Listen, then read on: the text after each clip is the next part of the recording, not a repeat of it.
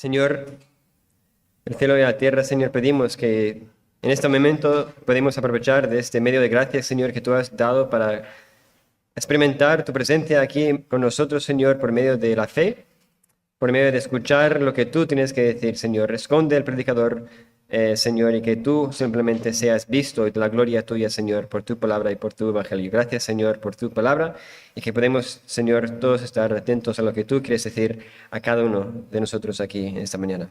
En el nombre de tu Hijo Jesús. Amén. Bueno, al haber yo nacido y crecido en los Estados Unidos, como muchos de vosotros sabéis, como me han dicho ya más que una vez que no tengo una cara de ser de Toledo, pero había una palabra que escuchaba en Estados Unidos, quizás más que todas otras, sobre todo en relación de nuestra historia.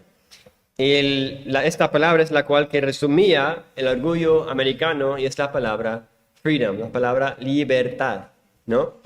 Es una palabra que en todos los países democráticos ha llegado a ser una de las palabras más importantes, ¿no? Y valores para captar este valor de la libertad. Pero hoy en día este valor, quizás de la libertad, malentendido, que tantos estimamos, ya no tiene el mismo contexto que quizás tenía en otros momentos de la historia. Incluso, diría yo, este valor de la libertad, tal y como se entiende en muchas partes hoy, en el oeste, quizás también capta más la rebelión humana que la libertad y valor humano. Porque en el pasado este concepto, el valor de la libertad, era una libertad que desde la opresión de otro. Sin embargo, esta libertad que se celebra hoy en día en muchas partes, hoy en día es precisamente la opresión quizás de nosotros mismos. Para muchos la libertad de hoy se acerca más al libertinaje, ¿no? Que cualquier otra cosa. Yo soy libre, por lo tanto nadie me puede dictar lo que tengo que hacer. Tenemos libertad, ¿no? Así que yo soy mi propia autoridad y nadie me puede oprimir diciendo lo que debo o no debo hacer. Así como vemos todos en nuestros días, hemos intentado casar esta libertad radical con nuestro individualismo desenfrenado. En vez de tener quizás una democracia constitucional, quizás en realidad lo que tenemos es una monarquía con miles y millones de pequeños reyes y reinas que gobiernan su vida como ellos o ellas quieren. Cada uno es su propio rey, cada una es su propia autoridad. Entonces, cuando hablamos hoy en día del valor de la libertad, puede ser fácilmente malentendido, sobre todo en esa sociedad en que vivimos. Incluso cuando abrimos nuestras Biblias, vemos este mismo problema como un problema frecuente en el mismo pueblo de Dios, de malentender su propia libertad. Así que vamos a volver a leer, como hemos leído antes en Lucas capítulo 20, y volvemos a leer desde el versículo 9 en nuestras Biblias. Y dice la palabra del Señor. Comenzó luego a decir al pueblo esta parábola. Un hombre plantó una viña, le arrendó a labradores y se ausentó por mucho tiempo. Y a su tiempo envió a un siervo a los labradores para que le diesen del fruto de la viña. Pero los labradores le golpearon y le enviaron con las manos vacías. Volvió a enviar otro siervo, mas ellos a ese también, golpeado y afrentado, le enviaron con las manos vacías. Volvió a enviar un tercer siervo, mas ellos también a este echaron fuera herido. Entonces el señor de la viña dijo, ¿qué haré? Enviaré mi hijo amado. Quizá cuando le vean a él, le tendrán respeto. Mas los labradores, al verle, discutían entre sí diciendo, este es el heredero.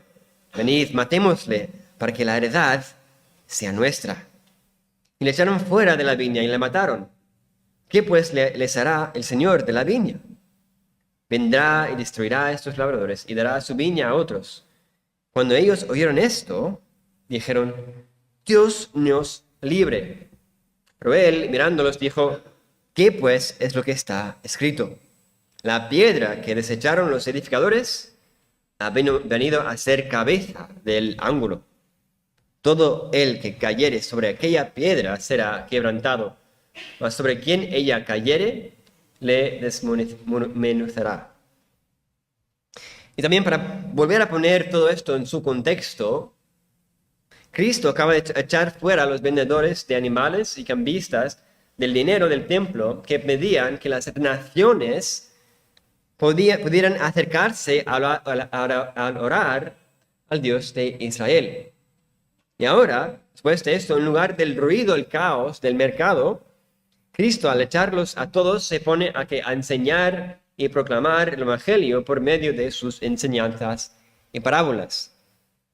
Y después de ser desafiado por las autoridades, quienes querían saber con qué autoridad hacía Cristo lo que hacía, Cristo luego empieza a contarles una parábola. Y en esta parábola vemos al Señor Jesucristo resumir de una manera muy breve, pero con muchísima exactitud, la situación en que los líderes religiosos se encuentran. Y tal como empezamos pensando sobre esta cuestión de la confusión de la libertad, Cristo muestra aquí claramente cómo Israel, una y otra vez, ha suplantado a Dios como su verdadera autoridad y su verdadero rey para hacerse un nombre y buscar ellos su propia libertad, aparte de su señorío. Por eso vemos en versículo 9, dice, comenzó luego Cristo a decir al pueblo esta parábola. Un hombre plantó una viña, le arrendó a labradores y se ausentó por mucho tiempo. En esta parábola vemos que el ausentarse por mucho tiempo provoca que los labradores, en ellos un sentimiento de que ellos, en ese tiempo de espacio, eran realmente su propia autoridad en esa viña. Aunque en teoría sabían que no eran otra cosa que labradores, pero su fidelidad a ese compromiso, a ser fieles labradores, está puesta a prueba durante ese tiempo, ese lapso de tiempo.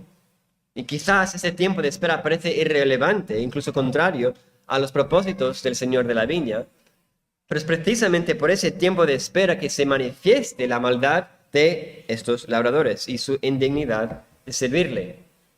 Esto apunta que el tiempo de espera que tocaba a los judíos esperar la venida de su Mesías reveló de manera evidente en quién realmente confiaban, en quién realmente encontraban su propia identidad.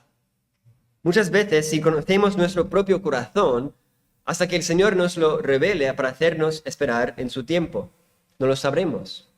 Pero al hacernos esperar a su tiempo perfecto, Él nos recuerda lo mismo que fue revelado entre estos líderes judíos.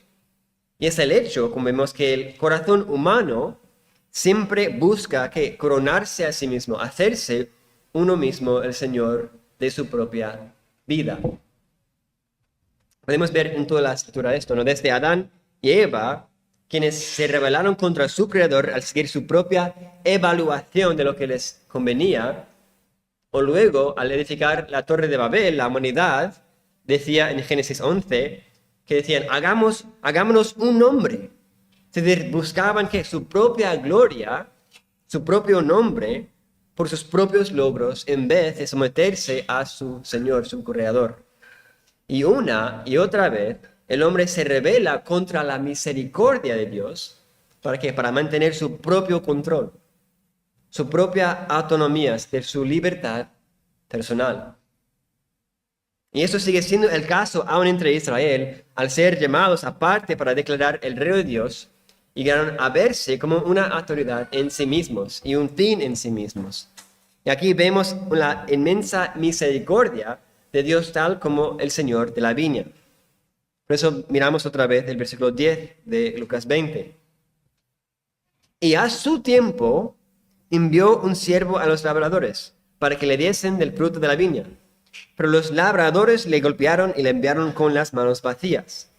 Volvió a enviar otro siervo, mas ellos a este también, golpeado y afrentado, le enviaron con las manos vacías. Volvió a enviar un tercer siervo, mas ellos también a este echaron fuera herido. Es decir, el Señor de la viña, en esta parábola, una y otra vez les da la oportunidad de responder correctamente a su autoridad, mostrando una paciencia que sería para los oyentes de esta parábola impensable, sobre todo en la cultura en que estaban. Tal como Dios mandó profeta tras profeta tras profeta para extender su mano de misericordia a todos que se arrepentían. Este recordatorio de quién era el verdaderamente tenía la autoridad, para ellos resultaba insoportable. Para las autoridades de Israel, escuchar estos profetas, eran estos profetas cruelmente perseguidos. E incluso el deseo de tener un rey para Israel era principalmente para qué fin, para ser vistos como poderosos, tal como las otras naciones, decían. Les estaba permitido tener un rey en Israel, en el Antiguo Testamento, pero su motivación no era destacar que Dios era en verdad el rey del universo, sino rechazar que Dios reinara sobre ellos. Y por eso encontramos en el libro de Primera de Samuel, el Antiguo Testamento, en capítulo 8, versículo 7, 1 Samuel 8:7, encontramos este mismo espíritu de rebelión. Y dijo Jehová a Samuel: oye la voz del pueblo en todo lo que te digan, porque no te han desechado a ti, sino a mí me han desechado, para que no reine sobre ellos. O como dice la versión de las Américas, pues no te han desechado a ti, dice Jehová, sino que me han desechado a mí para que no sea rey sobre ellos. Entonces, esta tendencia de usar el prestigio de ser el pueblo especial de Dios, pero rechazar la autoridad de su palabra, era la misma situación que se encontraban ellos aquí en Lucas en esta misma instante. Y mientras más tiempo llevan los líderes en esta situación, en que ellos son la máxima autoridad del pueblo de Dios, más se van acostumbrando, más y más endurecidos llegan a ser cuando sean confrontados con la palabra. Y este endurecimiento es exactamente lo que vemos en esta misma parábola, en Lucas 20, versículo 13. Leemos: entonces el Señor de la viña dijo: ¿qué haré? Enviaré a mi hijo amado. Quizá cuando le vean a él, le tendrán respeto. Mas los labradores, al verle, discutían entre sí diciendo: este es el heredero. Venid, matémosle, para que la heredad sea nuestra. Estos labradores llevaban mucho tiempo sin ver el Señor de la viña. Así que, ¿qué más da lo que hacen? Podrían razonar: hasta ahora no nos ha pasado nada. Por lo tanto, podemos hacer lo que nos dé la gana según nuestro parecer. Y ahora ven al mismo hijo amado acercarse a la viña. Aunque el Señor ha sido extremadamente misericordioso con ellos, ahora les da una última oportunidad para respetarle a Él por medio de su hijo. Y de todos modos, los labradores han llegado a estar tan endurecidos en su propio orgullo, su propia autoridad, se han apropiado y apegado tanto a los bienes del Señor y su propia influencia en esa circunstancia, que están dispuestos a matar al hijo. ¿Para qué? Para conservarlo todo. Y seguramente en la parábola, si ellos ven al hijo, es decir, el heredero, en esos tiempos concluirían probablemente que ha llegado porque su padre, el propietario, se ha muerto. Entonces ellos ven su oportunidad para tomar por la fuerza la autoridad, tomar por la fuerza la herencia y quedarse con todo. Por eso vemos la reacción en versículo 15. Este es el heredero. Venid, matémosle para que la heredad sea nuestra. Entonces, para recapitular un poco lo que hemos visto, el corazón humano, como hemos visto en toda la Escritura, el corazón humano siempre busca ¿qué? Coronarse, hacerse a sí mismo señor de su propia vida. E Israel una y otra vez ha suplantado a Cristo como su verdadero rey para hacerse un nombre. Y mientras más buscan su propia gloria egoísta, más rechazan su identidad y rechazan a Dios mismo hasta matar a su propio hijo. Su rebelión, su depravación se manifiesta más que nada en matar a aquel que es no solo descrito como su heredero o su hijo simplemente, sino que su hijo amado.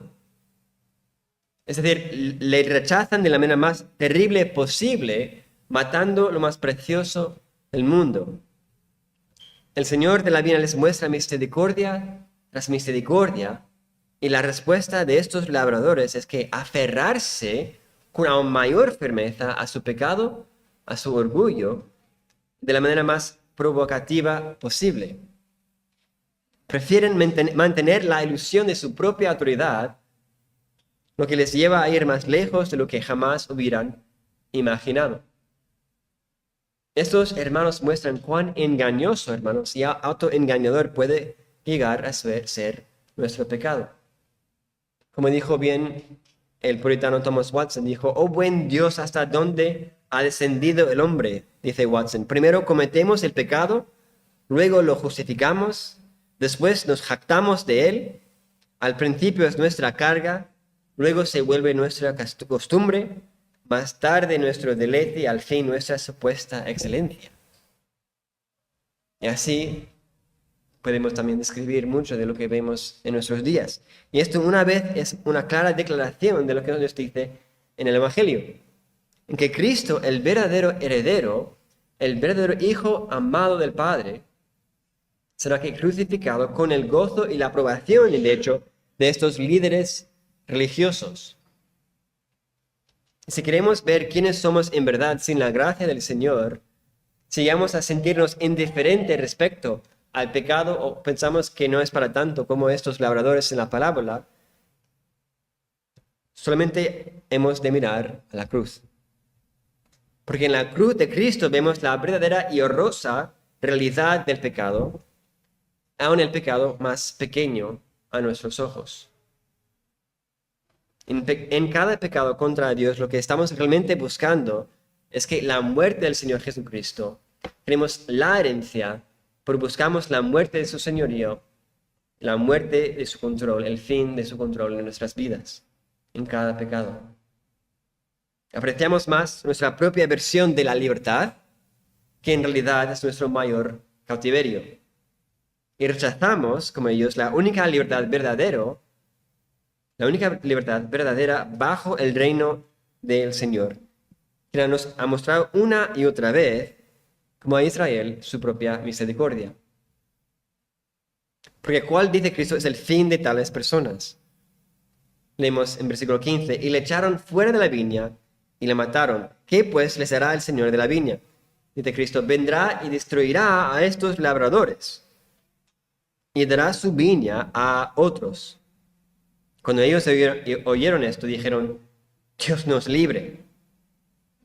Aunque los labradores quizás interpretan la misericordia del Señor como una señal quizás que no le importa en realidad su abierta rebelión, de todos modos pagan por absolutamente todo al final. E incluso sellan su propia destrucción al matar el heredero. Aunque el Señor de la viña muestra una misericordia absolutamente impresionante, no obstante no quita nada de la completa justicia que se hará contra ellos. Pero lo que más deja a los oyentes de Jesús en shock no es la destrucción de estos labradores malvados, sino sobre todo al decir Jesús que dará su viña a otros. Por eso exclaman en el versículo 16, Dios nos libre. Una expresión que significa que nunca suceda tal cosa. No puede ser. Seguramente no todos ahí comprendieron el significado de todo esto, pero había algunos que sí que comprendieron este chocante significado. Una viña era comúnmente usado en el Antiguo Testamento como una imagen representando el pueblo con quien Dios hizo su pacto. Era una imagen que a lo largo del Antiguo Testamento representa a todo Israel. Y un ejemplo claro de esto, que también vemos el cumplimiento en esta parábola, encontramos en Isaías 5, en el Antiguo Testamento. En el profeta de Isaías, capítulo 5, en los primeros 7 versículos, encontramos esta alusión al que el Señor está usando en su parábola. Ahora cantaré por mi amado, el cantar de mi amado a su viña. Tenía mi amado una viña, una ladera fértil. La había cercado y despedregado y plantado de vides escogidas. Había edificado en medio de ella una torre y hecho también en ella un lagar. Esperaba que diese uvas y dio uvas silvestres. Ahora pues, vecinos de Jerusalén y varones de Judá, juzgad ahora entre mí y mi viña. ¿Qué más se podía hacer a mi viña que yo no haya hecho en ella? ¿Cómo, esperando yo que diese uvas, ha dado uvas silvestres? Os mostraré pues ahora lo que haré yo a mi viña. Le quitaré su vallado y será consumida. Aportearé su cerca y será hollada. Haré que quede desierta, no será podada ni cavada, y crecerán el cardo y los espinos. Y aun a las nubes mandaré que no derramen lluvia sobre ella. Dice, ciertamente la viña de Jehová de los ejércitos es la casa de Israel. Y los hombres de Judá planta deliciosa suya. Esperaba juicio, he aquí belleza, justicia, he aquí clamor. Y claro, se puede citar otros muchísimos pasajes que hablan de cómo Israel es nada más que el producto de la gracia y la misericordia de Dios, no solo al plantar la viña, sino que Él era quien cuidaba esa viña en todo momento de su vida. Y ahora Cristo dice que el Señor de la viña no solo destruirá a los labradores responsables de servir en aquella viña, sino que dará esa misma viña a otros. Aquí tenemos una promesa que vemos luego en el Testamento de la extensión de la viña de Dios, no solo entre judíos, sino como el juicio de los judíos, como dice Pablo en Romanos 11, el mismo juicio de los judíos hará posible la inclusión de los gentiles. No para crear otra viña distinta, que ahora se llama la iglesia, sino para añadir a la misma viña, al mismo pueblo Israel, aquellos que antes no formaban parte de ella. De esto Pablo enseña más detalladamente, como vemos en Romanos capítulo 11. Y solo para citar tres versículos de Romanos 11, versículo 25 a 27. Y leyendo yo ahora de la versión de las Américas, dice Pablo, pero porque no quiero, hermanos, que ignoréis este misterio, para que no seáis sabios en vuestra propia opinión, que a Israel le ha acontecido un endurecimiento parcial hasta que haya entrado la plenitud de los gentiles.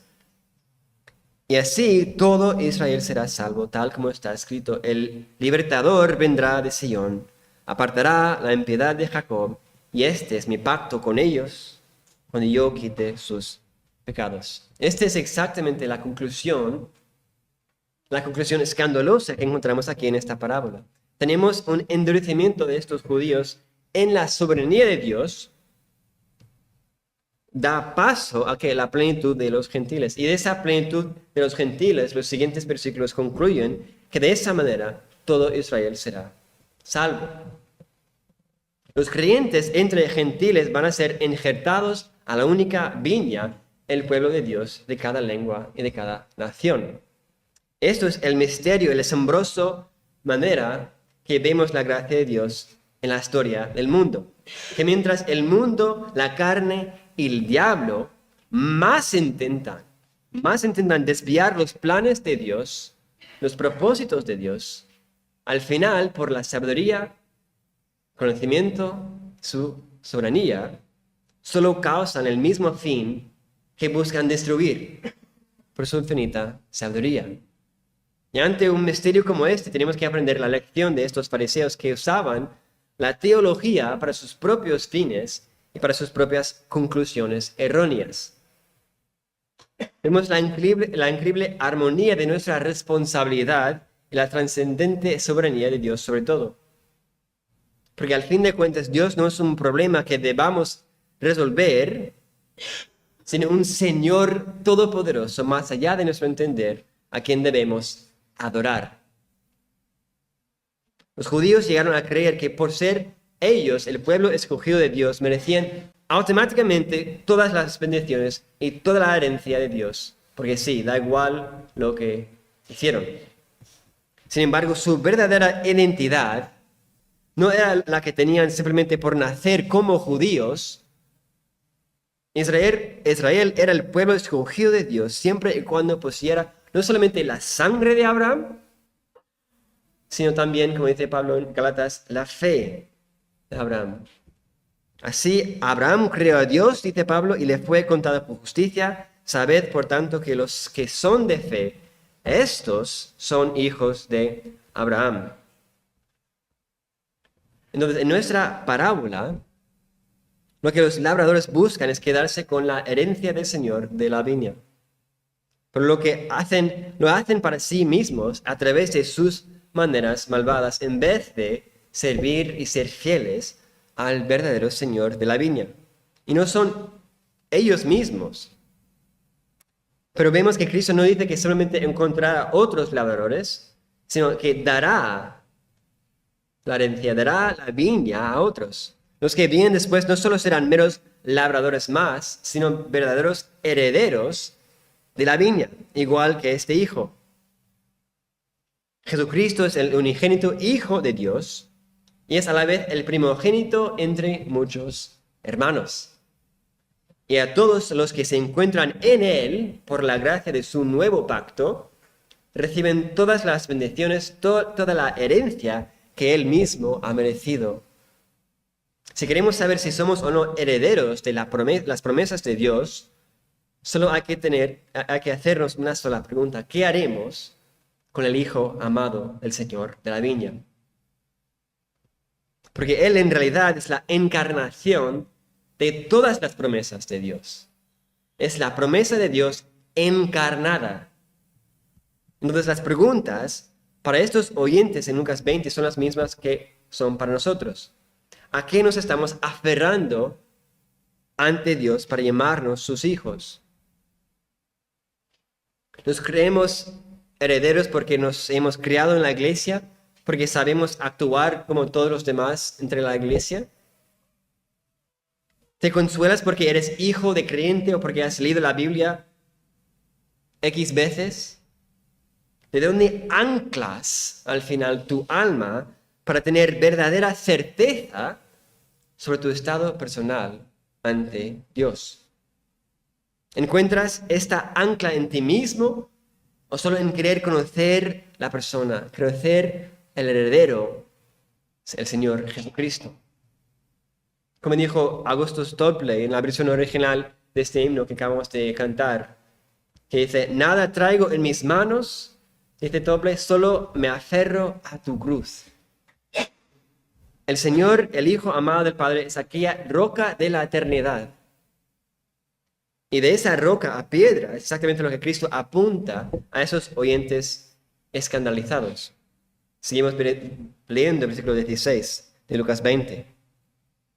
Dice: el Señor vendrá y destruirá a estos labradores y dará su viña a otros. Cuando ellos oyeron esto, dijeron: Dios nos libre. Pero él, mirándolos, dijo: ¿qué pues es lo que está escrito? La piedra que desecharon los edificadores ha venido a ser cabeza del ángulo. Todo el que cayere sobre aquella piedra será quebrantado, mas sobre quien ella cayere, le desmenuzará. Los edificadores, es decir, los labradores de la viña de Dios, los mismos líderes de Israel, no solo rechazan cualquier piedra en ese edificio del pueblo de Dios, sino rechazan la única piedra que sostiene absolutamente todo lo demás. Porque así funcionaba lo que se llama la piedra angular, o como lo pone aquí, la cabeza del ángulo. Aquí Cristo está citando, de hecho, el Salmo 118. Y Cristo aquí está citando las mismas escrituras que testifican a estos oyentes ofendidos y perplejos lo mismo que Él está enseñando.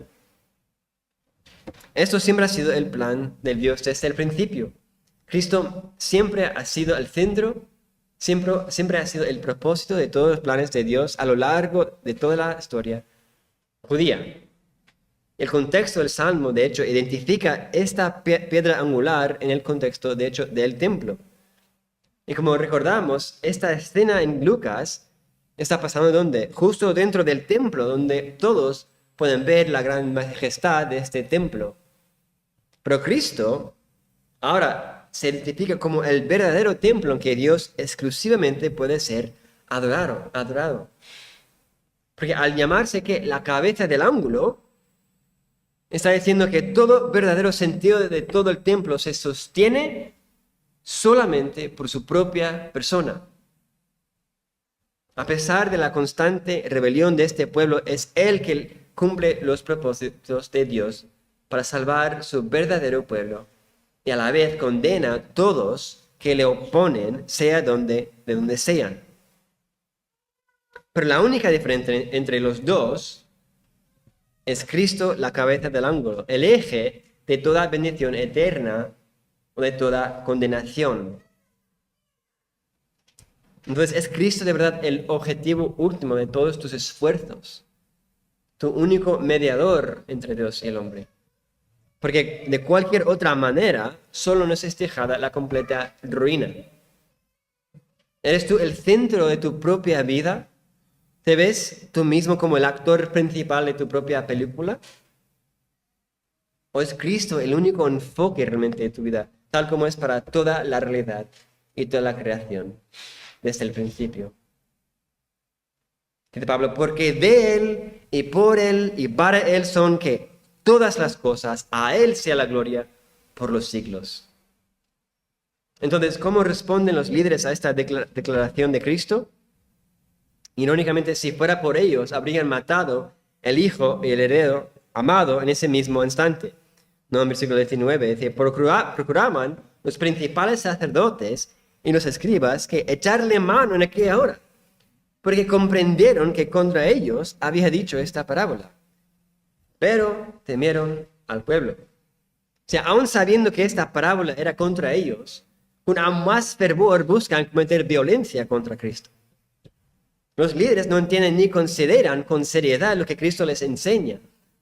¿Por qué? Porque están tan cegados por su afán de poder e influencia entre el pueblo. Ellos no están en absoluto acostumbrados a este tipo de retórica. Habrían pasado toda su vida ministerial, rodeados de quién? Únicamente de adulaciones y cumplidos superficiales de parte de las personas que intentaban ganarse su favor. Pero ahora, alguien se atreve a exponer y llamar la atención a su propia hipocresía y falsedad. Entonces, estas interacciones para ellos no son nada más que una lucha para no perder la influencia del pueblo y mantener su propio orgullo después de todo este tiempo.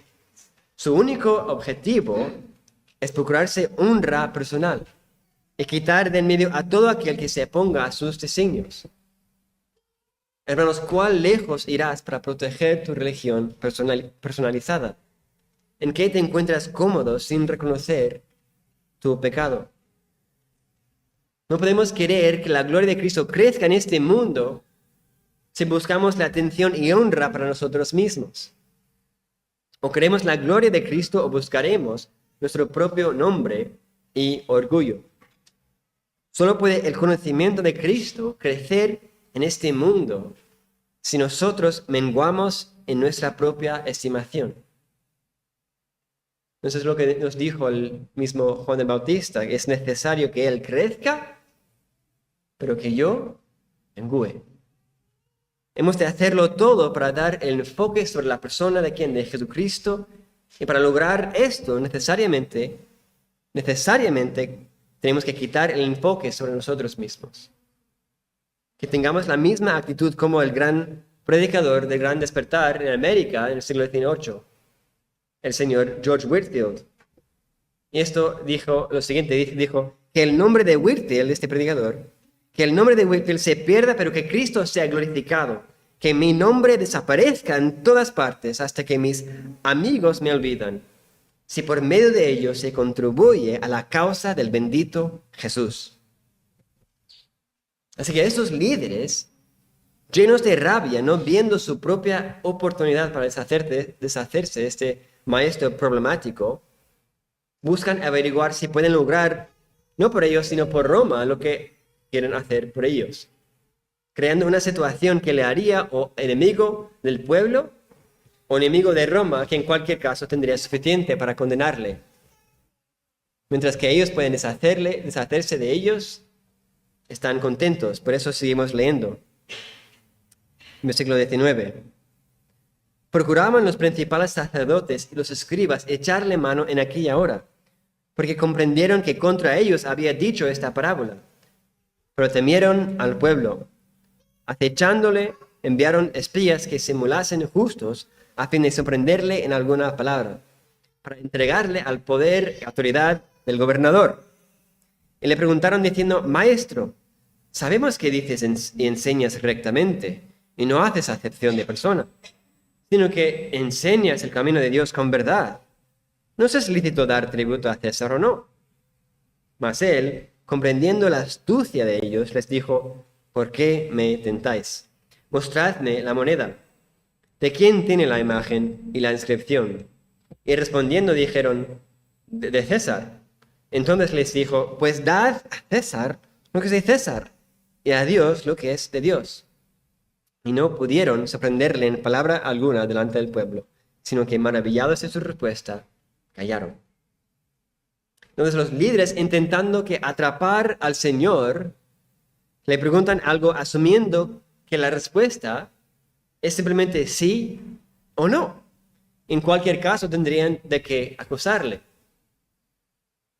Pero Cristo no contesta según los términos, condiciones o falsas categorías de ellos, sino responde según el dominio de Dios, en que todo es en realidad de Dios, aunque a la vez bajo el señorío de Dios vemos que la posesión terrenal, incluso la realidad de que los impuestos sean justos o no, pero las dos cosas no son contradictorias. Pero hay algo en la respuesta de Cristo que es esencial captar. Versículo 24, mostradme la moneda. ¿De quién tiene la imagen y la inscripción? Y respondiendo dijeron: de César. Entonces les dijo: Pues dad a César lo que es de César, y a Dios lo que es de Dios.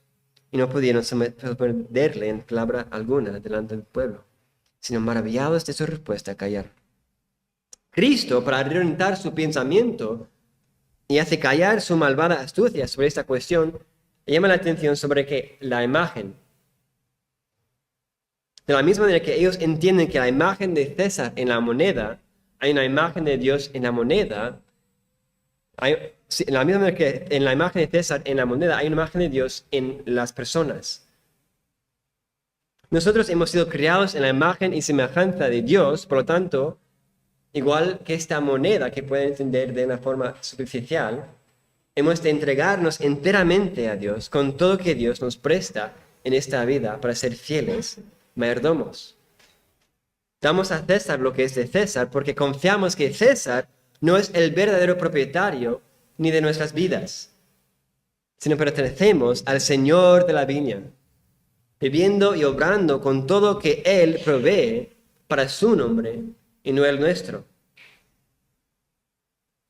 Así que lo que hemos visto es que los enemigos de Cristo, aun con el pretexto de hacerlo en el nombre de Dios, se escandalizan por su orgullo, y los líderes adictos a su poder buscan con rabia deshacerse de Cristo, cumpliendo la misma parábola de antes e incluso usando decepción y astucia malvada.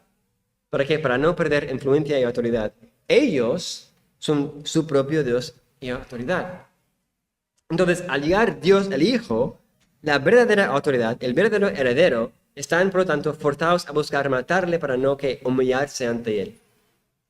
Así que, hermanos, tenemos que examinarnos constantemente, porque sin activamente luchar por el espíritu contra esta tendencia, iremos autoengañándonos y echando a Cristo y su autoridad más y más de nuestras vidas, para hacernos nuestros propios reyes. ¿O estamos buscando la muerte del reino de Cristo en nuestras vidas? ¿O estamos buscando la muerte a nuestro reinado personal y carnal?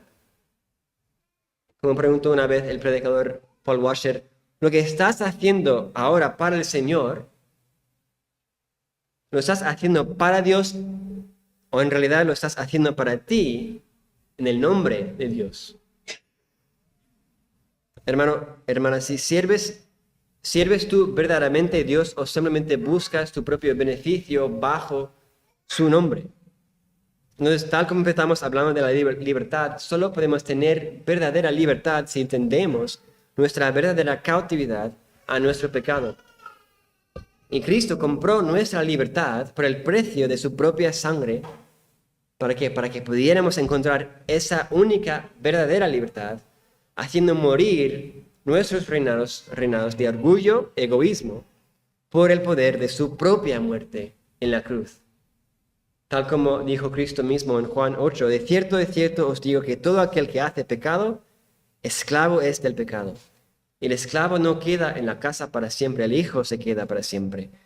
Así que si el Hijo os libertare, seréis verdaderamente libres.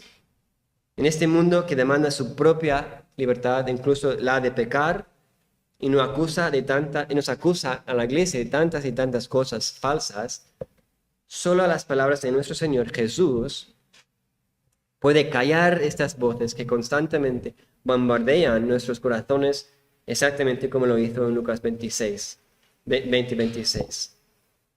No pudieron sorprenderle en palabra alguna delante del pueblo, sino que maravillados de su respuesta, callaron.